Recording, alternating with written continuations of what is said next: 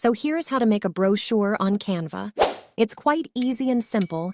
Make sure watch the full video so you don't miss any important step. So first, you need to open your Chrome browser and type in search bar Canva. After this, open this link. So you need to go to search bar, type brochure. So here you can see there are too many templates. Now click any one of them depending on dimensions you want. Look at that. These are amazing and full of creativity. If you don't feel like creating one of your own from scratch, you can just go on any of these already made templates and select them. I'll select this one because I like its look.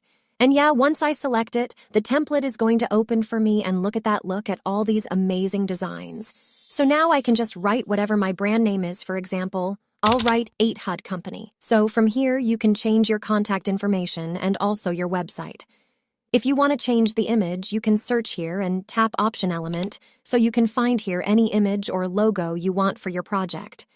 So you can see here it's 2 pages brochure. And from here you can change your logo. So it's done. You can easily save it. Click this option for download your project. So tape this share options for saving your video.